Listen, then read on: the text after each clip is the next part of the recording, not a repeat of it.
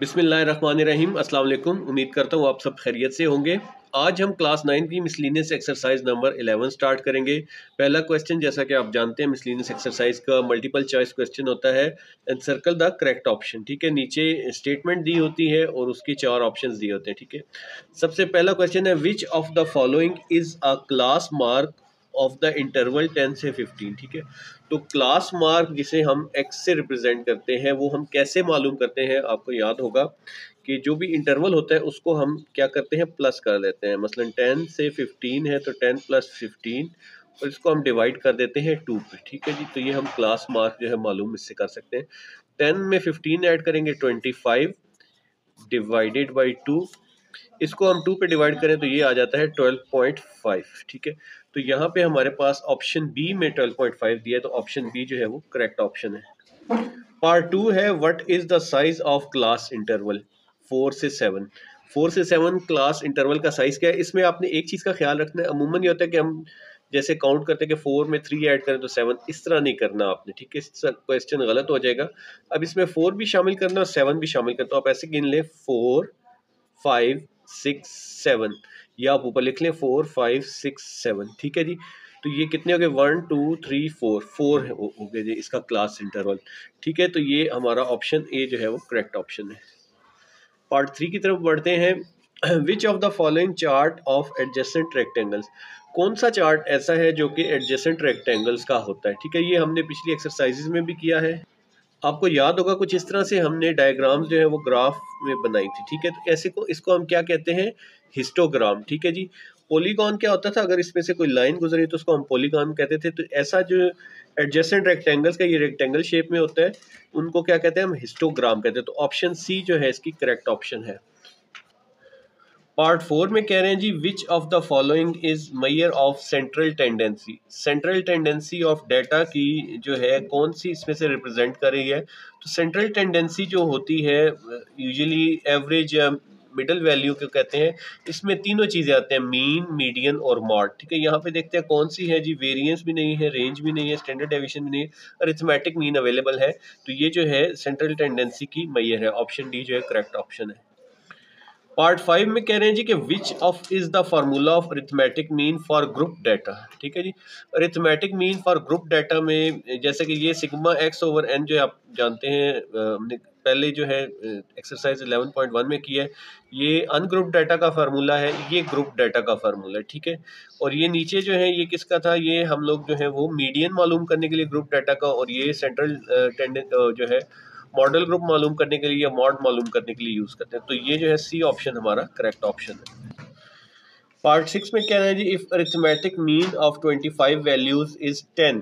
ठीक है जी, अब हमें 25 वैल्यूज यानी कि ये जो 25 है हमें क्या दे दिया गया है, ये हमारे पास है, ये आ गया जी n। ठीक है जी, और ये हमारे पास अरिथमेटिक मीन जिसे हम x बार से रिप्रेजेंट करते हैं। ठीक है जी, और अब जो है वो सम पूछ रहे हैं कि सम ऑफ वैल्यूज क्या होता है। तो फार्मूला क्या, एक दफ़ा फार्मूला देख लें। ठीक है जी, तो ये हमारे पास जैसे अनग्रुप डाटा के लिए फार्मूला, यहाँ पे कुछ कंपल्शन नहीं है तो हम यही यूज़ कर लेते हैं। एक्स बार जो है वो अरिथमेटिक मीन इसको बोलते हैं, ये हमारे पास वैल्यू दे दी गई है। सिग्मा एक्स हमें नहीं मालूम। ठीक है, और एन जो है वो भी हमें वैल्यू दी। तो सिग्मा एक्स हमारे पास क्या है जी, ये 10 आ गया है, सॉरी एक्स बार, और सिग्मा एक्स हमें नहीं मालूम, इसको हम ऐसे ही रख लेते हैं, ये हमने मालूम करना है। और नंबर ऑफ वैल्यूज़ जो है 25 है। ठीक है जी, तो 25 इधर डिवाइड हो रहे हैं, इस साइड पे आएगा तो क्या हो जाएगा, 10 से मल्टीप्लाई हो जाएगा। तो सिग्मा एक्स जो है हमारे पास क्या आ जाएगा जी, 250 आ जाएगा। ठीक है, तो 250 वाला ऑप्शन ए है, ऑप्शन ए जो है इसका करेक्ट ऑप्शन है।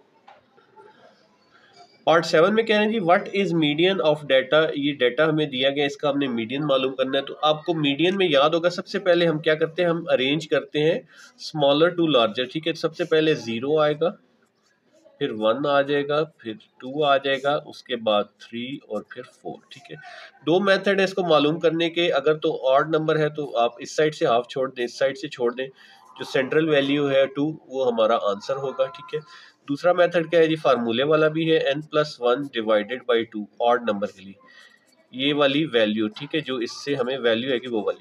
तो n कितने हमारे पास, 1 2 3 4 5, 5 + 1 डिवाइडेड बाई 2, 5 में 1 ऐड करें तो 6/2, तो ये थर्ड वैल्यू जो है हमारे पास क्या, थर्ड वैल्यू क्या है हमारे पास 1 2 3 वो 2 है, ठीक है। तो ये ऑप्शन बी जो है करेक्ट ऑप्शन है। पार्ट 8 में कह रहे हैं जी विच मेजर ऑफ सेंट्रल टेंडेंसी। अब सेंट्रल टेंडेंसी का पीछे भी एक क्वेश्चन गुजरा है। सेंट्रल टेंडेंसी में मीन, मीडियन और मॉड तीनों चीजें आती हैं। Can have more than one value. अब आपको याद होगा कि मीन भी हमेशा एक सिंगल वैल्यू आता है, एवरेज होता है डाटा का, और मीडियन भी जो है हमेशा एक वैल्यू आती है, चाहे इवन हो या ऑड हो। जो मॉड है वो रिपीटेड वैल्यू जो है वो 2 भी आ सकते हैं, मॉड 3 भी हो सकते हैं, ये आपको याद होगा हमने पीछे किया था। तो यहाँ पे जो मॉड है वो हमारा करेक्ट ऑप्शन है।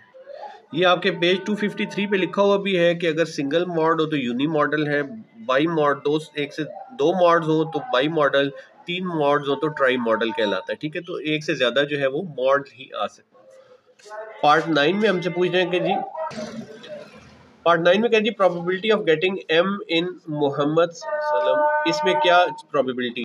अच्छा जी, तो अब एम मोहम्मद वर्ड में कितनी दफ़ा है, 1 2 और 3, ठीक है। तो इसका नंबर ऑफ इवेंट्स जो है एन ई हमारे पास क्या है 3, और टोटल जो है सैम्पल स्पेस कितनी है 1 2 3 4 5 6 7 8। तो एन एस जो है हमारे पास वो क्या है 8 है। इसके आपको जानते हैं कि प्रोबेबिलिटी क्या होगी, प्रोबेबिलिटी ऑफ एम जो है वो आ जाएगी N E divided by N S, यानी कि 3/8, ठीक है। फर्दर एक टेबल पे डिवाइड है, 3/8 जो है वो हमारा फाइनल आंसर होगा, ऑप्शन बी। पार्ट 10 में कह रहे हैं probability of picking an ace from well shuffled pack of 52 playing cards, ठीक है। ये अब कार्ड्स जो ताश के पत्ते हैं उनकी बात हो रही है, ठीक है। उसमें एस किसे बोलते हैं जी, ए को। थोड़ा सा मैं आपको इसका बैकग्राउंड बता देता हूँ, फिर हम ये पार्ट सॉल्व करेंगे।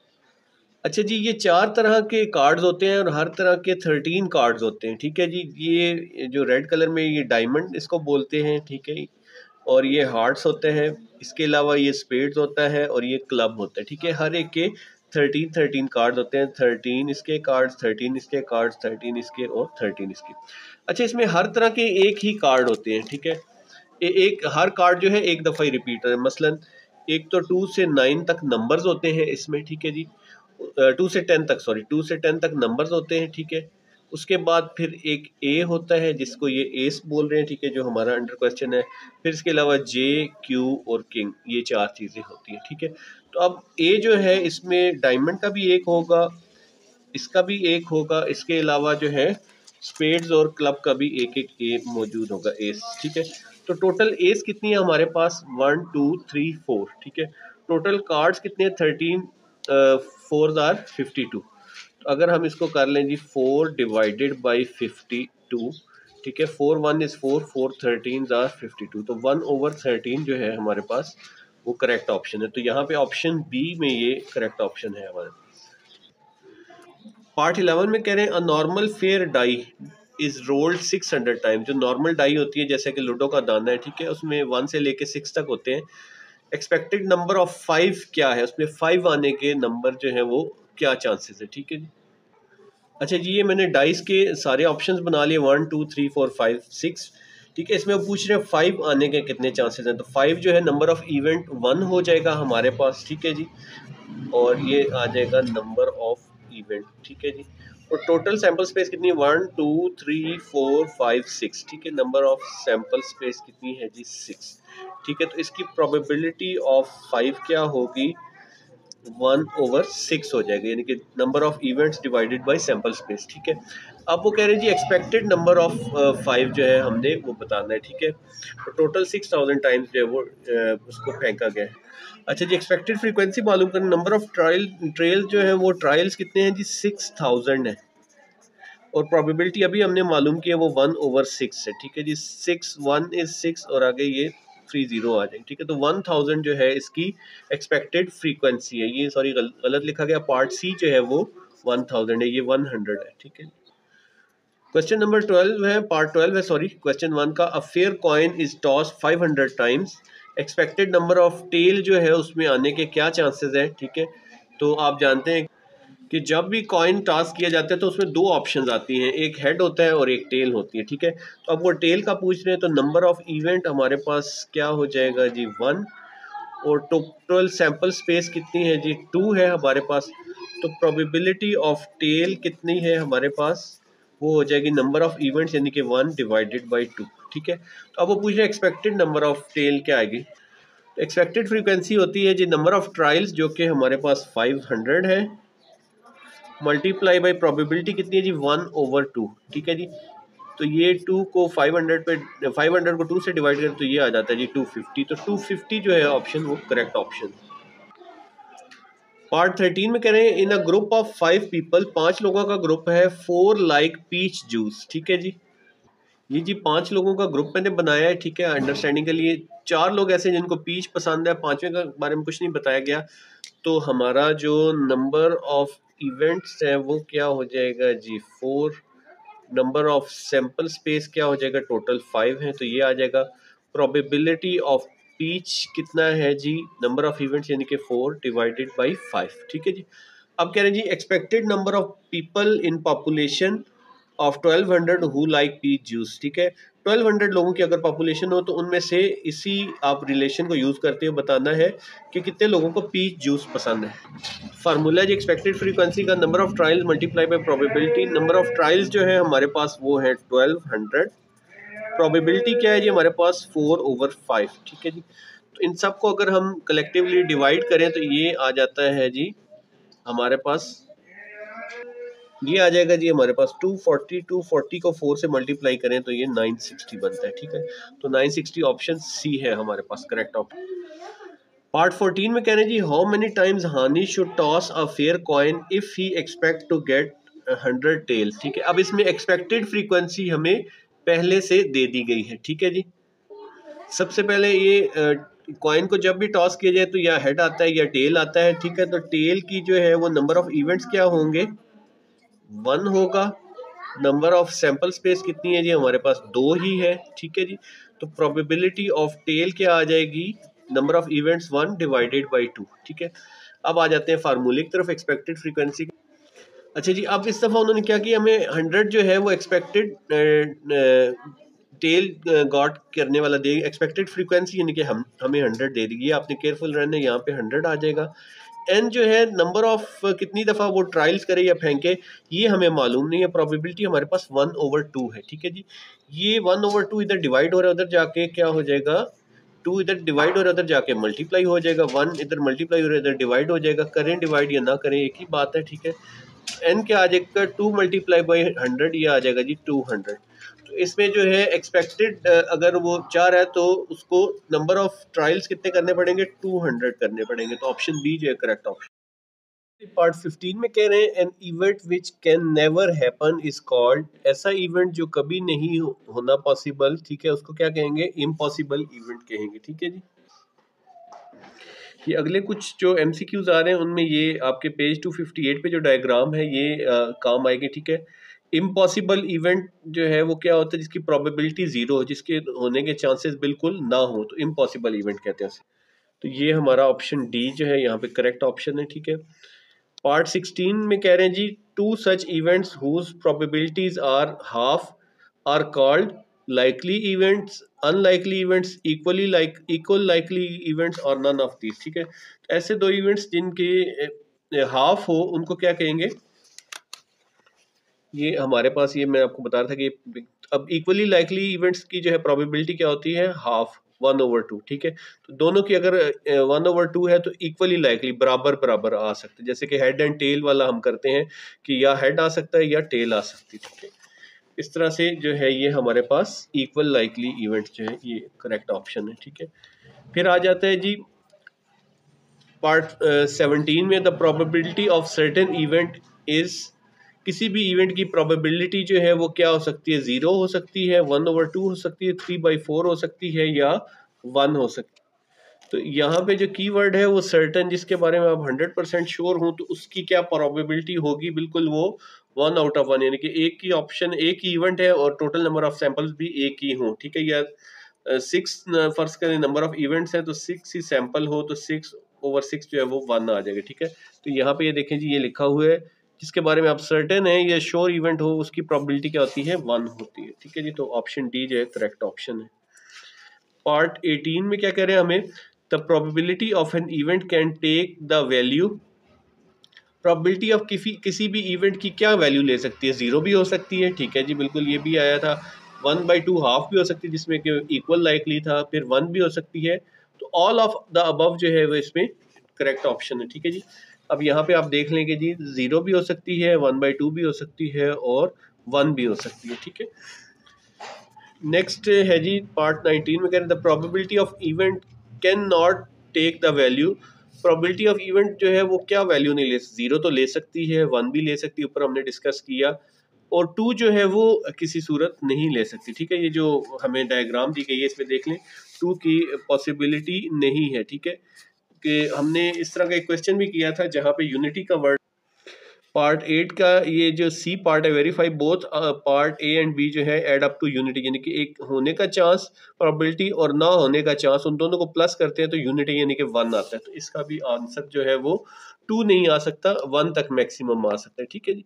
उसके बाद आ जाए the probability of an impossible event जो है वो क्या हो सकती है, प्रोबेबिलिटी ऑफ इम्पॉसिबल इवेंट 0 हो सकती है, 1/2 हो सकती है, 1 हो सकती है, या ऑल ऑफ द अबव। तो अभी इस डायग्राम में भी हमने ऊपर भी डिस्कस किया कि इम्पॉसिबल इवेंट की प्रोबेबिलिटी क्या होती है, 0। तो हमारे पास ऑप्शन ए जो है वो करेक्ट ऑप्शन है, ठीक है। इसके साथ हमारे एमसीक्यूज जो है वो कंप्लीट हो गए। क्वेश्चन नंबर 2 है फॉर द फॉलोइंग डाटा, ये जो नीचे हमें डाटा दिया गया है, ठीक है। फाइंड मीन, मीडियन और मॉड, तीनों जो सेंट्रल टेंडेंसी वाली वैल्यूज है, मीन मालूम करना है, मॉड मालूम करना है और मीडियन मालूम करना है, ठीक है। अब ये जो इस तरह से डाटा होता है जिसमें एक्स जो है वो सिंगल नंबर की सूरत में, उसको हम क्या बोलते हैं, डिस्क्रीट डाटा, ठीक है। और ये वाला जो है ये हमारे पास ये क्लास इंटरवल वाला, ठीक है। तो ये डिस्क्रीट डाटा इसके लिए करने का क्या तरीका है, हमने पीछे एक एग्जांपल भी देखी थी और पिछली एक्सरसाइजेज में भी सॉल्व किया था। क्विकली मैं आपको एग्जांपल से रिव्यू करवा देता हूँ इसको। इसमें था सिर्फ हमने मीडियन और मॉड मालूम करना था, ठीक है। इसमें हमने अरिथमेटिक मीन नहीं मालूम करना था, इसलिए इसमें उन्होंने एफ और एक्स को मल्टीप्लाई नहीं किया था, ठीक है। हम क्या करेंगे, हम एक कॉलम जो है एफ और एक्स को मल्टीप्लाई करने वाला बना लेंगे ताकि हम मीन जो है वो मालूम कर सके, ठीक है। मीडियन के लिए क्या है, n/2 th observation, nth observation है डिवाइडेड बाई 2 है। तो जितनी नंबर ऑफ वैल्यूज हैं यानी टोटल जो है फ्रीक्वेंसी का टोटल, उसको आपने डिवाइड किया तो वो 8th ऑब्जर्वेशन आ गई, ठीक है। 8th ऑब्जर्वेशन 7 में तो नहीं आ सकती, इसके बाद वाली में आती है। तो उसके ऑपोजिट जो वैल्यू होती है 3, वो हमारा क्या था जी, मीडियन। 3 जो है वो हमारे पास मीडियन था, ठीक है। इस तरह से मॉड का क्या मेथड था, मॉड का जो सबसे हाईएस्ट फ्रीक्वेंसी होती है मॉड यानी कि 5 में है, उसके ऑपोजिट जो एक्स की वैल्यू है वो मॉड होता है हमारा, ठीक है। तो ये मैंने इस तरह से वैल्यूज को इस तरह लिख लिया है टेबुलर फॉर्म में, कॉलम्स की फॉर्म में। तो अब हम एफ एक्स मालूम कर लेते हैं। एफ एक्स से मुराद एफ एल एक्स से मल्टीप्लाई होगा, 5 2 से मल्टीप्लाई होगा तो 5 2 10, 10 4 से मल्टीप्लाई होगा तो 40, 15 6 90, 28 160, ठीक है। 25 10 250, उसके बाद 37 210, यानी कि 3 को 7 से मल्टीप्लाई करेंगे तो 21 और 7 0 आ जाएगा। फिर 35 को 5 से मल्टीप्लाई करें तो ये मेरे ख्याल से 175 बनता है, मैं चेक भी कर लेता हूँ। 43 120, ठीक है जी। ये हमारे पास एफ एक्स आ गया, ठीक है जी। तो अब हमने जो क्यूमुलेटिव फ्रीक्वेंसी है वो भी हम यहाँ पे लिख लेते हैं। अदरवाइज सबसे पहले अगर मीन निकालना है तो मीन इससे निकाल सकते हैं हम, ठीक है जी। क्यूमुलेटिव फ्रीक्वेंसी का क्या मेथड है, क्यूमुलेटिव फ्रीक्वेंसी में ये जो फ्रीक्वेंसी इससे पिछली फ्रीक्वेंसी से ऐड हो, 2 से पहले कोई भी नहीं है तो यहाँ पे 2 आएगा, 2 में 4 ऐड करेंगे तो 6 हो जाएगा, 6 में 6 ऐड करेंगे तो 12, 12 में 8 ऐड करेंगे 20, 20 में 10 ऐड करेंगे तो 30, 30 में 7 ऐड करेंगे तो 37, 5 में 37 ऐड करेंगे तो 42, 42 में 3 ऐड करेंगे तो 45, ठीक है। यही जो 45 आया ये बेसिकली इन सबको प्लस करके है, तो सिग्मा एफ जो है हमारे पास वो क्या है जी, 45, ठीक है। अब हमें अरिथमेटिक मीन के लिए सिग्मा एफ एक्स भी चाहिए, तो एफ एक्स को हम टोटल कर लेते हैं जी। हमारे पास जो है क्या आ रहा है, तो सिग्मा एफ एक्स हमारे पास 1055 आ गया, ठीक है। अब हम अरिथमेटिक मीन सबसे पहले निकाल लेंगे, वो कैसे निकालते हैं, सिग्मा एफ एक्स को सिग्मा एफ से डिवाइड करके। सिग्मा एफ एक्स हमारे पास क्या है जी, 1055 और सिग्मा एफ जो है 45, ये आ जाएगा जी 1055 डिवाइडेड बाई 45, तो ये हमारे पास जो आंसर आ रहा है वो है 23.444 आगे चलता जा रहा है। ठीक है, हम 2 डिजिट्स देंगे, अगर यहाँ पे भी 5 से बड़ा होता तो यहाँ पे +1 हो जाता, लेकिन ये सारा 4 है, तो ये हमारा आंसर आ गया जी पहला। ठीक है, उसके बाद आपको पता है कि मीडियन मालूम करने के लिए हम क्या करते हैं, हम जो है वो nth ऑब्जर्वेशन निकालते हैं। मीडियन निकालने के लिए nth observation divided by 2, n जो है वो हमारे पास क्या होगा, सिग्मा f जो है ये हमारा n है। ठीक है जी, तो 45 डिवाइडेड बाई हम 2 कर देंगे। ठीक है, 45 डिवाइडेड बाई 2, इसको 2 पे डिवाइड कर 22.5, यानी कि अप्रॉक्सीमेटली ये 23rd वैल्यू जो है वो बनती है। ठीक है, तो 23 कहाँ पे फॉल करता है, 20 में तो नहीं आता, इसके बाद 30 वाली वैल्यू में आता है, तो ये वाली जो है हमारा मीडियन ग्रुप है। ठीक है, इसके सामने जो x की वैल्यू आ रही है वो हमारा क्या होगा, मीडियन। इस तरह से हम आंसर लिख देंगे कि मीडियन हमारा 25, और आगे लिख देंगे कि 23rd ऑब्जर्वेशन जो यहाँ पे आई थी lies in the group where cumulative frequency is 30। ठीक है जी, ऊपर वाली में तो नहीं आ सकती, तो इसमें है। अब मॉड का क्या मेथड है, मॉड का ये मेथड है जिसकी फ्रीक्वेंसी सबसे ज़्यादा हाई है, तो 10 की फ्रीक्वेंसी सबसे ज़्यादा हाई है, तो हमारा मॉड जो है वो 25 होगा। ठीक है जी, mode is the most frequent observation जिसकी फ्रीक्वेंसी हाई है 25। इस तरह से आपने लिख देना, ये 25 हमारा आंसर है। तो मॉड भी 25 आया, मीडियन भी 25 आया, और मीन हमारे पास 23.44 आ गया था। ठीक है, ये हमारा क्वेश्चन कंप्लीट हो गया। क्वेश्चन नंबर 3 है हमारे पास, फाइंड द मीडियम। अब मीडियन मालूम करना है, और इसमें हमें ये जो है क्लास बाउंड्रीज वाला दिया गया। ठीक है, जो मार्क्स दिए गए, तो इसमें मीडियन का फार्मूला आप लोगों ने पढ़ रखा है, जिसमें कि हमारे पास L+H/F n/2 और C। ठीक है, तो अब हमारे पास जो है इसमें हमें क्या क्या रिक्वायर्ड होता है। अब इसमें L जो है वो lower class boundary of median group. ठीक है, मीडियन ग्रुप कैसे मालूम करते हैं हम लोग, मीडियन ग्रुप जो है टोटल हमारी जो फ्रीक्वेंसी है n, उसको 2 से डिवाइड करते हैं। ठीक है, जो वैल्यू आती है, मतलब 50th वैल्यू इसके अंदर आ रही है। ठीक है, तो हमारे पास वो वैल्यू जो है इसके अंदर आएगी। ठीक है, 30 में नहीं है, इससे बाद आएगी, तो ये हमारा मीडियन ग्रुप होगा। ठीक है, उसके बाद H जो है हमारे पास साइज ऑफ क्लास इंटरवल आ जाता है, F frequency of median group आ जाता है, N जो है वो नंबर ऑफ आइटम्स आ जाते हैं, और C जो है वो cumulative frequency of class preceding से मुराद होती है पहले मीडियन ग्रुप की। ठीक है, यानी कि ये अगर मीडियन ग्रुप है हमारा, तो इससे पिछली वाली क्लास की क्यूमुलेटिव फ्रीक्वेंसी लिखनी होती है। ठीक है जी, तो अब इस लिहाज से हमें एक तो क्लास बाउंड्रीज पहले रिक्वायर्ड है। क्लास बाउंड्रीज कैसे मालूम करते हैं, इसमें से 0.5 माइनस कर देंगे, 29.5 हो जाएगा। ठीक है जी, और इसमें 0.5 ऐड करने से 39.5। ठीक है जी, इस तरह इसमें से 0.5 माइनस करेंगे तो 39.5। अब इससे क्या होगा, ये दोनों सेम हो जाते हैं। ठीक है, और इसमें 0.5 ऐड करेंगे। ठीक है, 0.5 माइनस करेंगे और 0.5 ऐड कर देंगे, 0.5 माइनस करेंगे तो 59.5, इसमें से 0.5 ऐड करेंगे तो 69.5, 0.5 माइनस करेंगे 69.5, 0.5 ऐड करेंगे तो 79.5। ठीक हो गया। क्यूमुलेटिव फ्रीक्वेंसी क्या है जी, इसमें पिछली फ्रीक्वेंसी ऐड करेंगे, पहले कोई फ्रीक्वेंसी नहीं है तो ये सेम 3 आ जाएगी, 3 में 8 ऐड करेंगे तो 11, 11 में नेक्स्ट वाली ऐड करेंगे तो ये 22 आ जाएगी। ठीक है जी, 22 में 5 ऐड करें 27, 27 में 4 ऐड करेंगे तो ये 31 आ जाएगा। ठीक है, अब हमें सबसे पहले मीडियन ग्रुप फाइंड करना है। मीडियन ग्रुप फाइंड करने के लिए हम क्या करते हैं, n divided by 2, n divided by 2, n हमारे पास क्या है जी, टोटल जो फ्रीक्वेंसी है, इन सबको प्लस करेंगे तो ये 31 आएगा, तो 31 डिवाइडेड बाई 2, ठीक है, इसको 2 से डिवाइड करें तो 15.5। ठीक है जी, अब 15.5 किस क्लास में आएगा, ठीक है, 11 में तो नहीं आ सकता, इससे बाद वाली जो क्लास है इस क्लास में आएगा, तो ये 22 वाली क्लास जो है ये क्या है, हमारा मीडियन ग्रुप बन गया। ठीक है जी, अब इसके अंदर से हमें क्या क्या रिक्वायर्ड है, लोअर क्लास बाउंड्री आ गई ये वाली। ठीक है, हमारे पास L हमारे पास आ जाएगा जी 49.5।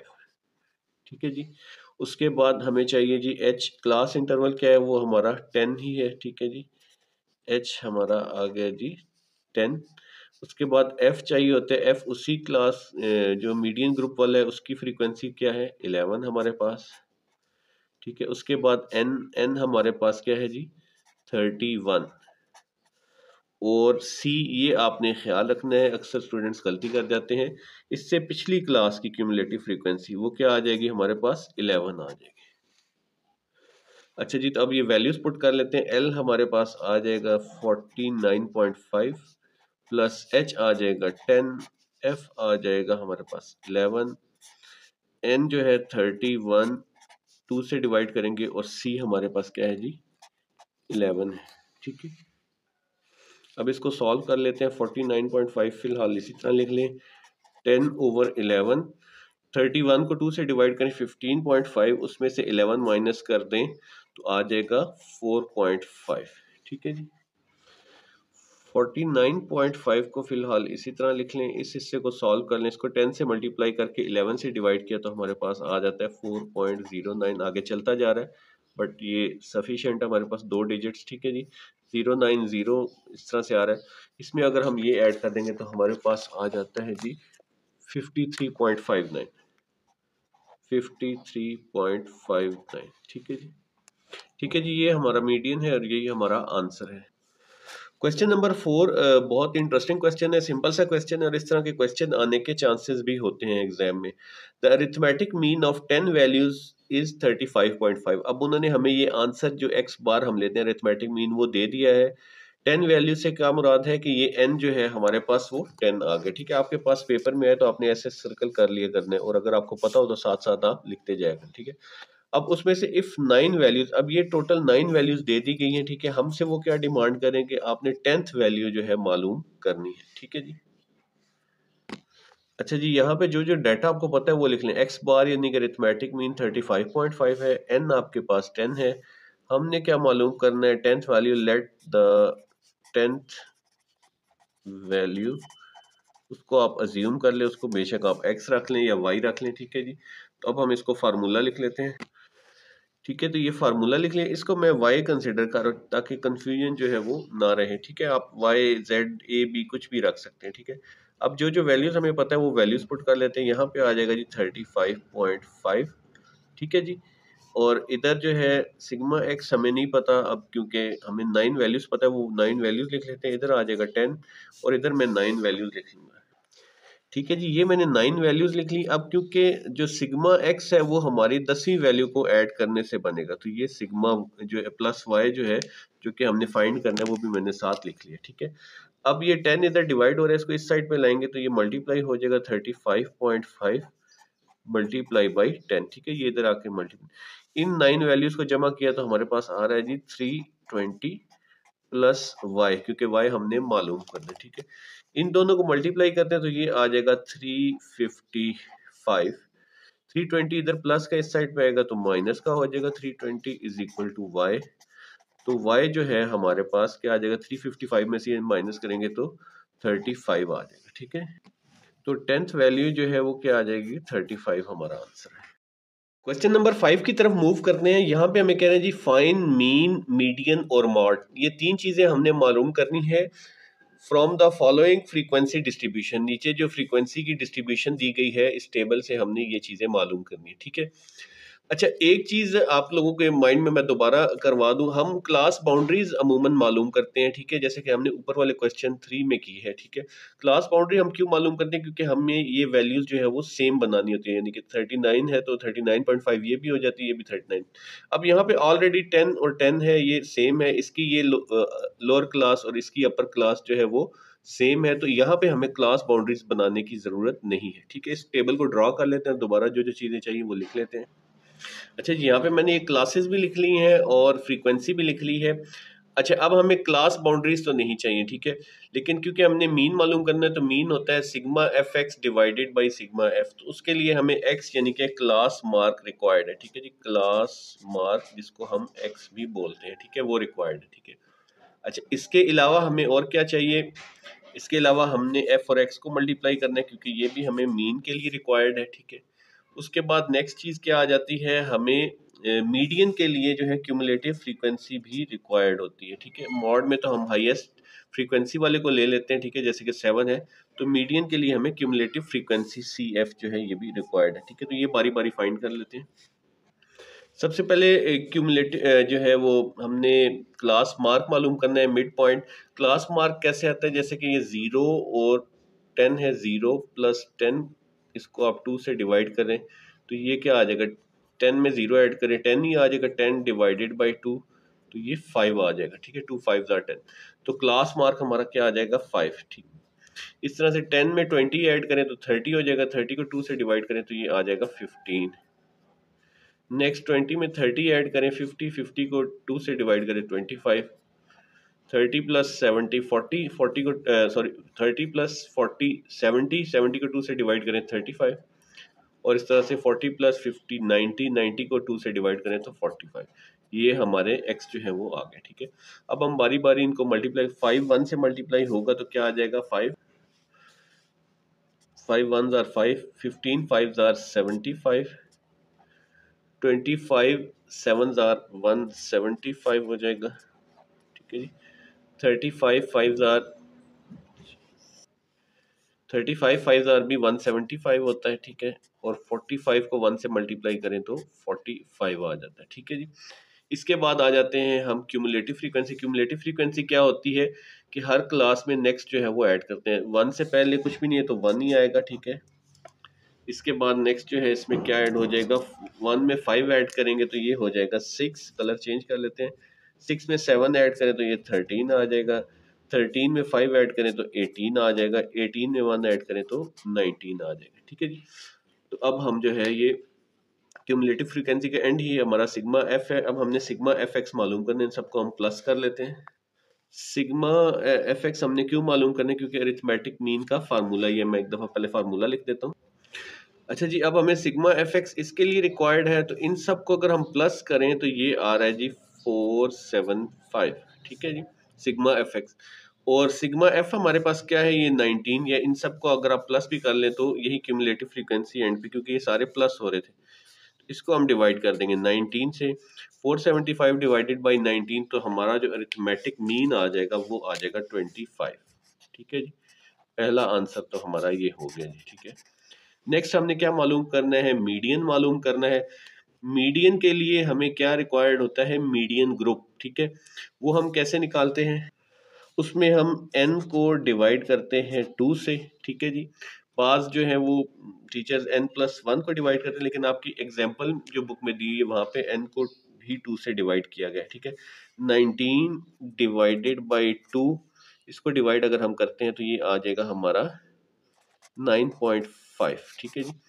अब 9.5 जो है वो किस क्लास में आएगा, या 10 समझ लें, ये आएगा 6 हमारे पास है। 6 के बाद जो है हमारे पास जो क्लास होगी, 6 में तो नहीं आ सकता, तो ये जो क्लास है हमारी, ये वाली कौन सी है जी, ये मीडियन ग्रुप क्लास है जी, ठीक है जी, मीडियन ग्रुप वाली, ठीक है। अब यहाँ पे हम मीडियन ग्रुप का पहले फार्मूला लिख लेते हैं, फिर जो जो रिक्वायरमेंट्स है वो लिख लेंगे। अच्छा जी, अब यहाँ पे L जो है हमारी लोअर बाउंड्री क्लास की, वो क्या है, ये जो इसकी है, ये लोअर बाउंड्री L, ये आ जाएगा 20, ठीक है हमारे पास। फिर H जो है वो क्या है हमारे पास, 20 से 30 तक ये 10 बनता है, ठीक है जी। H जो है हमारे पास 10 आ जाएगा। अच्छा, फिर फ्रीक्वेंसी जो है आपने मीडियन ग्रुप वाले की फ्रीक्वेंसी लेनी होती है, तो इसकी फ्रीक्वेंसी जो है हमारे पास आ जाएगी F=7 आ जाएगी, ठीक है। उसके बाद जो है हमने n जो है वो नंबर ऑफ टोटल फ्रीक्वेंसी जो है हमारी वो क्या है, वो 19 है, तो n हमारे पास 19 आ जाएगा, ठीक है। C जो है, ये अक्सर स्टूडेंट्स गलती कर देते हैं, C जो है मीडियन ग्रुप से पिछली वाली क्लास होती है, ठीक है जी। तो ये 6 आ जाएगा C हमारे पास। अब इनकी वैल्यूज पुट कर लेते हैं, तो L जो है हमारे पास वो आ गया है 20, प्लस H जो है हमारे पास वो है, H हमने 10 लिखा है जी, जो क्लास की इंटरवल है। F हमारे पास क्या है जी 7, उसी क्लास की फ्रीक्वेंसी। N हमारे पास 19 है जी, टोटल क्यूमुलेटिव फ्रीक्वेंसी जो एंड पे आ रही है, डिवाइडेड बाय 2, और C जो है पिछली वाली क्लास की फ्रीक्वेंसी यानी कि 6 आ जाएगा, ठीक है। अब इन सबको सॉल्व कर लेते हैं। सबसे पहले ब्रैकेट को सॉल्व कर लेते हैं, बाकियों को उसी तरह लिख लें। 10/7, 19 में को 2 पे डिवाइड करें तो ये आ जाएगा जी 9.5 -6, ठीक है। 20 प्लस 10 डिवाइडेड बाई 7, 9.5 में से 6 माइनस करें तो ये आ जाएगा 3.5, ठीक है। 3.5 को इससे मल्टीप्लाई करें तो क्या आ जाएगा, 35 हो जाएगा। 35 को 7 से डिवाइड करते हैं तो ये आ जाएगा 5, ठीक है जी। अब हमारे पास 25 में 5 ऐड करें तो हमारे पास आंसर जो आ रहा है वो है 25, ठीक है जी। ये हमारा आ गया मीडियन, ठीक हो गया जी। अब हमने मॉड मालूम करना है तो सबसे पहले मॉड ग्रुप हम मालूम करते हैं। मॉड ग्रुप कौन सा होता है जी, मॉड ग्रुप जिस ग्रुप की फ्रीक्वेंसी सबसे हाई होती है, ठीक है। तो यही सेम ग्रुप जो है हमारा मॉड ग्रुप होगा, ठीक है जी, ठीक है। इसमें हमें जो है फ्रीक्वेंसीज चाहिए होती हैं। एफ एम हमारे पास क्या होगी, एफ एम एक तो रिक्वायर्ड होता है, ये वाली फ्रीक्वेंसी होगी। F1 इससे पिछली वाली क्लास की फ्रीक्वेंसी, F2 इससे बाद वाली क्लास की फ्रीक्वेंसी होती है, ठीक है जी। इसके अलावा इसमें L रिक्वायर्ड है जो कि लोअर क्लास बाउंड्री वो 20 आ जाएगा और क्लास इंटरवल जो है हमारा H वो सेम 10 ही आ जाएगा, ठीक है जी। अच्छा जी, मॉड हमने मालूम करना है, फार्मूला उसका ये है L plus F M minus F1, नीचे जो है F2FM minus F1 minus F2 multiply by H, ठीक है। L lower class boundary, H class interval, FM जो है जो मॉड क्लास की फ्रीक्वेंसी है, F1 उससे पहली वाली क्लास की फ्रीक्वेंसी, F2 उससे बाद वाली क्लास की फ्रीक्वेंसी। L वैल्यूज पुट कर लेते हैं, L आ जाएगा 20, FM जो है हमारे पास आ जाएगा 7 माइनस F1 है जी 5 डिवाइडेड बाई 2 इंटू FM क्या है जी 7 माइनस F1 भी 5 है माइनस F2 भी 5, ठीक है। मल्टीप्लाई बाई H आ जाएगा जी 10, ठीक हो गया। इसके बाद अब हम 20 प्लस 7 में से 5 माइनस करते हैं तो 2 आ जाएगा, ठीक है। 2 7s आर 14 माइनस 5 क्या हो जाएंगे जी 10 हो जाएंगे, क्योंकि दोनों सेम साइन हो, मल्टीप्लाई नहीं हो रहे तो ये प्लस होते हैं, ठीक है। ये बात स्टूडेंट्स गलती कर जाते हैं यहाँ पे। 20 प्लस 2 14 में से 10 माइनस कर दें तो ये आ जाएगा जी 4 divided by 10। 2 2s are 4, 2 5s are 10, ठीक है जी। 20 प्लस 5 इज इक्वल टू 25, ठीक है जी। ये हमारा मॉड आंसर आ गया, ठीक है जी। तो तीनों आंसर हमारे 25 है, मीन मीडियन मॉड तीनों जो है 25 आ गए। इसके साथ ये क्वेश्चन कंप्लीट हो गया। क्वेश्चन नंबर 6 की जानिब बढ़ते हैं। Afan is learning to play dart. Dart वो गेम होती है जिसमें के जो है वो निशाना लगाते हैं सामने। He plays 20 times each day, वो हर रोज 20 दफा जो है खेलता है, ठीक है जी। And probability of hitting bull's eye is 1 out of 10, ठीक है। दिन में वो रोजाना 20 दफा खेलता है और प्रोबेबिलिटी जो है हिट करने की वो 1 आउट ऑफ 10 है, यानी कि हर 10 में से उसकी एक दफा जो है वो बुल्स आई को लगता है। बुल्स आई जो बिल्कुल उसका सेंटर होता है, ठीक है। अब दो चीजें हमने मालूम करनी है, एक तो expected number of hits in 25 days, अगर 25 डेज खेलता है इसी प्रोबेबिलिटी के साथ तो उसकी क्या जो है वो हिट करने की एक्सपेक्टेड नंबर है। इस तरह से एक्सपेक्टेड नंबर ऑफ मिस भी जो है वो 25 डेज में हमने मालूम करना है। ये डॉट्स बोर्ड होता है, ठीक है। मैंने एक मिसाल समझाने के लिए रफ सा बनाया है, ठीक है। ये जो इसका सेंटर होता है ये बुल्स आई होता है, ठीक है। इसके नंबर मेरे ख्याल से 50 होते हैं, सबसे ज्यादा होते हैं। ऐसे पेन नुमा जो है वो 3-3 टर्न्स मिलती है हर एक को। तो जो इस बुल्स आई को मारता है वो अफान वो 10 में से एक दफा जो है बुल्स आई में लगता है, ठीक है जी। तो अब इसकी प्रोबेबिलिटी लिख लेते हैं। अच्छा जी, अब यहाँ पे आ गया जी नंबर ऑफ हिट्स जो है वो पर डे कितना हमें गिवन है 20, ठीक है। और दोनों पार्ट्स पे हमने 25 डेज का मालूम कर 25 डेज का मालूम कर लेते हैं। 1 डे में 20 हो तो 25 डे में कैसे निकालेंगे, 20 मल्टीप्लाई होगा 25 से, ठीक है। तो ये आ जाएगा हमारे पास 500, ठीक है। 500 टाइम्स आ जाएगा, ठीक है। अब हम पार्ट ए में मालूम कर लेते हैं कि इसकी एक्सपेक्टेड नंबर ऑफ फ्रीक्वेंसी जो है वो क्या है। अच्छा जी, एक्सपेक्टेड फ्रीक्वेंसी के लिए नंबर ऑफ ट्रायल्स होते हैं जो कि हमारे पास है 500, ठीक है जी। और प्रोबेबिलिटी हमें उन्होंने स्टार्ट में दे दी थी 1/10, ठीक है जी। तो 1 डिवाइडेड बाई 10, 0 से कैंसिल हो जाएगा, 51 इज 50। तो जो बुल्स आई मारने का है उसका एक्सपेक्टेड फ्रीक्वेंसी वो 50 हमारा आंसर है, ठीक है जी। ये पार्ट ए है। पार्ट बी को आप दो तरह से कर सकते हैं। एक तो बिल्कुल सिंपल सा मेथड है कि टोटल जो है उसने 5 दफा हिट करना है, ठीक है। अब वो नंबर ऑफ मिसेस पूछ रहे हैं कि एक्सपेक्टेड फ्रीक्वेंसी ऑफ मिस क्या है, ठीक है। तो टोटल 500 है और 50 टाइम्स बुल आई में लगना है, बुल्स आई में लगना है, तो 500 में से 50 आप माइनस कर दें तब भी आ जाएगा, ठीक है जी। ये आप इस तरह से बना सकते हैं, number of trials minus expected frequency of bulls आई, ठीक है जी। तो यहाँ पे ये 500 माइनस 50 ये आ जाएगा जी 450, ठीक है। एक तो ये डायरेक्ट मेथड है, बट आपकी बुक ने जिस तरह दिया हुआ था हम उस तरह भी करके देख लेते हैं, ठीक है जी। टोटल प्रोबेबिलिटी किसी भी चीज़ की क्या होती है, हमारे पास 1 होती है, ठीक है। जैसे यहाँ पे आपकी बुक के पेज नंबर 259 पे दिया है कि probability of an event not occurring, ठीक है। तो वो 1 में से जो हमारी प्रोबेबिलिटी होती है हम उसको माइनस कर देते हैं। यहाँ पे 1/4 प्रोबेबिलिटी है, तो 1 में से 1/4, तो इस तरह हम 1 में से 1/10 माइनस कर देंगे, ठीक है। ठीक है जी, ये ऊपर वाला सेपरेट मेथड था, ये करने की ज़रूरत नहीं है। अगर आपको ना समझ आए या ना याद आ रहा हो या टाइम शॉर्ट हो तो आप इस तरह से भी निकाल सकते हैं, या आपने एमसीक्यूज में निकालना हो तो क्विकली आप इस तरह से भी निकाल सकते हैं। अब प्रोबेबिलिटी ऑफ मिसिंग क्या हो जाएगा, 1 में से 1/10 हम माइनस कर देते हैं, ठीक है। तो इसका आसान मेथड भी है, आप वैसे भी एलसीएम ले सकते हैं डायरेक्ट, या आसान मेथड ये है कि 10 से इधर भी मल्टीप्लाई कर दें और 10 से डिवाइड भी कर दें, ठीक है। अब ये जब डिवाइड और मल्टीप्लाई करते हैं तो 10 10 से कट जाता है, हमारी जो इक्वेशन है वो सेम ही रहती है, ठीक है।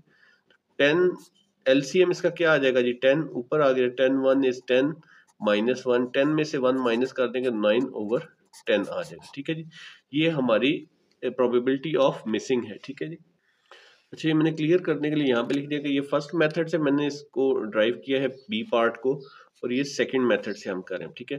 फार्मूला उसी तरह से एक्सपेक्टेड फ्रीक्वेंसी ऑफ मिसिंग है बुल्स आई, तो नंबर ऑफ ट्रायल्स वही 500 है, और इस दफ़ा एक्सपेक्टेड फ्रीक्वेंसी क्या है, सॉरी एक्सपेक्टेड फ्रीक्वेंसी यहाँ पे प्रोबेबिलिटी आएगा, ठीक है। फार्मूले में प्रोबेबिलिटी आएगा, प्रोबेबिलिटी क्या है हमारी 9/10, ठीक है। 0 0 से कट गया, 9 5 45 और 9 0 0, तो ये 450 हमारा आंसर आ गया, ठीक है। दोनों तरह से हमारे पास सेम आंसर आ गया। इसके साथ ये क्वेश्चन जो है कंप्लीट हो गया। क्वेश्चन नंबर 7 में कह रहे हैं जी, Shifa usually gets late for her school. Shifa जो है वो अक्सर स्कूल जाने से लेट हो जाती है 2 days out of 6 working days of a week, यानी कि एक वीक में 6 वर्किंग डेज हैं, उनको संडे को छुट्टी होती है उनके स्कूल में, ठीक है। उन 6 डेज में से वो 2 दिन जो है लेट हो जाती है, ठीक है। What is the expected number of days, तो हमने एक्सपेक्टेड नंबर ऑफ डेज मालूम करने हैं ऑफ हर लेट अराइवल, कि वो लेट आएगी स्कूल में, ठीक है, इन 4 वीक्स, ठीक है। अगर यही डाटा को हम आगे बढ़ाएं 4 वीक्स तक, तो वो कितने डेज जो है वो स्कूल में लेट आएगी, तो एक्सपेक्टेड नंबर ऑफ फ्रीक्वेंसी हमने मालूम करनी। अच्छा जी, ये हम इसका इसी तरह से डाटा बना लेते हैं। नंबर ऑफ इवेंट्स जो स्टार्ट में हमें दिए हैं वो है जी 2 days वो लेट हो जाती है, तो नंबर ऑफ इवेंट्स 2 आ जाएगा। नंबर ऑफ सैंपल स्पेस जो है वो क्या है, टोटल 6 वर्किंग डेज होते हैं वीक में, ठीक है। तो प्रोबेबिलिटी जो है वो लेट होने की क्या है, इसको कर देते हैं 2 डिवाइडेड बाई 6, तो ये दोनों सेम 2 के टेबल पे करते हैं, 2 1 is 2 2 3 are 6, तो प्रोबेबिलिटी आ गई जी 1/3, ठीक है जी। ये तो हमने प्रोबेबिलिटी फाइंड कर ली। अब चलते हैं कि हमें दिए गए हैं 4 वीक्स। अच्छा जी, सबसे पहले आगे जी working days in a week कितने हैं जी, उनके हैं 6 डेज है, ठीक है जी। अब लिख लेते हैं वर्किंग डेज इन 4 वीक्स कितने आएंगे, ठीक है जी। 4 वीक्स में कितने WEEK है, ठीक है जी। 4 वीक्स में कितने आ जाएंगे, तो हम 6 को 4 से मल्टीप्लाई कर देंगे, तो 6 4s are 24 जो है वो डेज आ जाएंगे, ठीक है। तो अब हम एक्सपेक्टेड फ्रीक्वेंसी का फार्मूला लिख लेते हैं।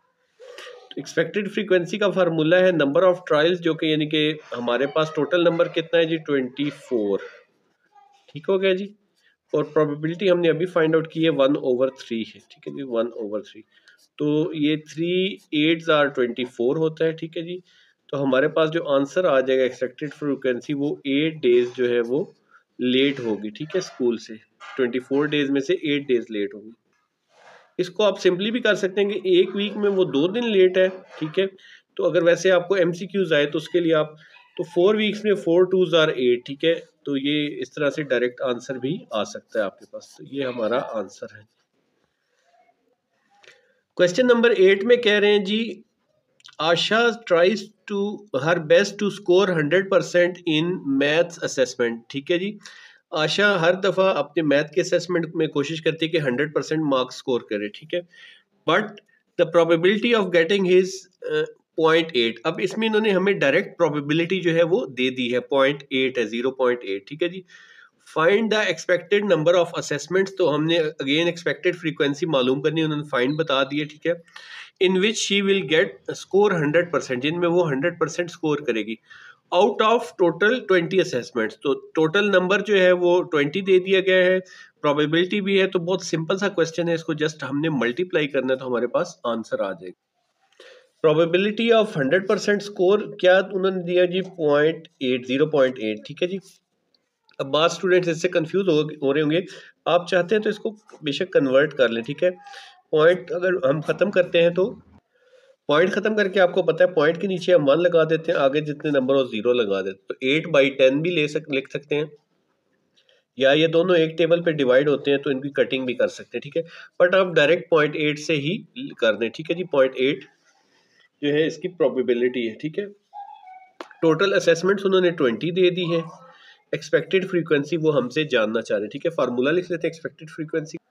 एक्सपेक्टेड फ्रीक्वेंसी जो है नंबर ऑफ ट्रायल्स हमारे पास कितने आ गए जी, नंबर ऑफ ट्रायल्स हमारे पास 20 हैं और प्रोबेबिलिटी जो है हमें 0.8 दी हुई है, ठीक है जी। तो 20 को 0.8 से मल्टीप्लाई करें तो ये 16 बनता है, ठीक है जी। तो 20 में से 16 टाइम्स वो जो है 100 मार्क्स लेगी, ये हमारा आंसर आ गया, ठीक है। इतना सिंपल सा ये क्वेश्चन था। क्वेश्चन नंबर 9 है, ये भी लिखने में काफ़ी बड़ा इन्होंने लिखा हुआ है क्वेश्चन, बट बहुत ही सिंपल सा क्वेश्चन है, आइए इसको समझते हैं। In a lab shelf there are 50 reports of कोविड-19, ठीक है। तो टोटल नंबर ऑफ रिपोर्ट्स जो है कोविड-19 की 50 रिपोर्ट्स है, ठीक है। अमंग दीज 13 फीमेल्स, इनमें से 13 जो है वो फीमेल्स हैं, बाकी रिमेनिंग जो है वो मेल्स की हो जाएंगी, ठीक है। तो 15 में से 13 माइनस कर दे तो 37 हो जाएगा। एंड 2 ऑफ फीमेल्स आर कोविड पॉजिटिव, यानी कि इन 13 में से 2 जो है वो कोविड पॉजिटिव हैं और 11 जो है वो उनका नेगेटिव है। If a report is picked at random, अगर रिपोर्ट रैंडम में पिक की जाए तो इन 3 सिचुएशंस का आपने आंसर देना है। पहली probability of getting female report, ठीक है जी। इसको पहले सॉल्व करते हैं फिर बाकियों को भी बारी बारी देख लेते हैं। अच्छा जी, ये मैंने यहाँ पे डाटा लिख लिया। नंबर ऑफ इवेंट्स जो है इस वक्त क्या है जी, फीमेल की रिपोर्ट्स, ठीक है, ए पार्ट में, तो वो आ जाएगा हमारे पास 13। Total number of sample space कितने जी, टोटल रिपोर्ट्स कितनी थी हमारे पास 50, तो यहाँ पे आ जाएगा 50, ठीक हो गया। अब पहले जो प्रोबेबिलिटी पूछ लें कि फीमेल रिपोर्ट अगर रैंडमली पिक की जाए तो आने के कितने चांसेस है, तो नंबर ऑफ इवेंट्स हमारे पास 13 है और टोटल नंबर ऑफ रिपोर्ट्स जो है वो 50 है, ठीक है। तो इसमें 13 और 13 जो है वो प्राइम नंबर है, ये फर्दर किसी एक टेबल पे डिवाइड नहीं होते। तो पहला जो आंसर है हमारा फीमेल रिपोर्ट्स आने का वो है जी ये 13/50, तो ये आंसर आ गया हमारा, ठीक है जी, probability of female reports. B part में कह रहे हैं जी the probability of getting male report, male report आने के कितने चांसेस हैं। अब देखें फीमेल हमें बताई हुई हैं और टोटल रिपोर्ट्स बताई हैं, तो सबसे पहले हम जो है वो मेल के नंबर ऑफ मेल रिपोर्ट्स मालूम कर लेंगे, ठीक है। वो कैसे मालूम करेंगे, टोटल में से फीमेल रिपोर्ट्स 13 को माइनस कर देंगे तो हमारे पास मेल रिपोर्ट्स आ जाएगा, फिर हम उसकी प्रोबेबिलिटी मालूम कर लेंगे। तो नंबर ऑफ मेल रिपोर्ट्स के लिए हम क्या करेंगे, टोटल रिपोर्ट्स और उसमें से फीमेल रिपोर्ट्स को माइनस कर देंगे, ठीक है जी। टोटल रिपोर्ट्स थी हमारे पास 50 माइनस फीमेल रिपोर्ट्स कितनी है जी 13, तो 50 में से 13 निकाल दे तो 37 जो है हमारे पास मेल रिपोर्ट्स, यानी कि ये हमारा क्या बन जाएगा, नंबर ऑफ इवेंट्स, ठीक है। क्योंकि अब जो इवेंट्स में वो मेल रिपोर्ट्स पूछ रहे हैं। Number of sample space already हमें दी हुई है, सैंपल जो है वो 50 है, तो प्रोबेबिलिटी मालूम कर लेते हैं। तो यहाँ पे मेल रिपोर्ट्स जो है वो हमारे पास नंबर ऑफ इवेंट्स इस वक्त जो है वो 37 हो गया, ठीक है जी। और सैंपल स्पेस वही रहेगी 50, 37 और 37 भी प्राइम नंबर है, ये दोनों सेम टेबल पे डिवाइड नहीं होते, तो ये हमारे प्रोबेबिलिटी ऑफ मेल रिपोर्ट्स हमारा ये बी पार्ट का आंसर हो गया। पार्ट सी में पूछ रहे हैं the probability of getting a female Covid negative report, ठीक है। अब हमारे पास जो है 13 में से 2 जो है वो पॉजिटिव है, ठीक है। तो नेगेटिव रिपोर्ट्स वाली फीमेल कितनी होगी, 13 जो टोटल फीमेल्स है उसमें से 2 को माइनस कर दें तो आ जाएगा जी 11, ठीक है। तो पहले हमारे नंबर ऑफ इवेंट्स आ जाएंगे, 13 में से 2 माइनस करके 11 नेगेटिव फीमेल रिपोर्ट्स आ जाएंगी। उसके बाद हम उसको टोटल सैंपल स्पेस जो है 50 से डिवाइड कर देंगे तो हमारी प्रोबेबिलिटी आ जाएगी।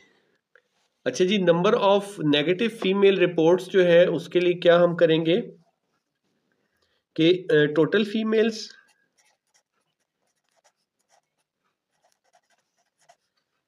माइनस नेगेटिव रिपोर्ट वाली female, sorry minus positive report वाली फीमेल्स। ठीक है जी, टोटल फीमेल्स हैं और माइनस आ जाएगा पॉजिटिव रिपोर्ट वाली फीमेल्स। तो टोटल जो है हमारे पास वो 13 है और उसमें से पॉजिटिव वाली 2 हैं। 13 में से 2 माइनस करें तो नंबर ऑफ इवेंट्स क्या हो जाएगा पार्ट सी के लिए 11 हो जाएगा। ठीक है, नंबर ऑफ सैंपल स्पेस हमारी वही है जो 50 जो स्टार्ट में भी थी। तो यहाँ पे आ जाएगा नंबर ऑफ इवेंट्स 11 हो जाएगा और नंबर ऑफ सैंपल स्पेस 50 हो जाएगा। 11/50, 11 भी प्राइम नंबर है, ये दोनों एक टेबल पे डिवाइड नहीं होते, तो ये हमारा आंसर आ जाएगा। ठीक है जी, इसके साथ ही आपकी एक्सरसाइज और ये बुक कंप्लीट हो गई। अगर वीडियोस पसंद आई हो तो उनको लाइक और सब्सक्राइब ज़रूर कीजिएगा। Thank you very much. Allah ताला आपको कामयाब करे।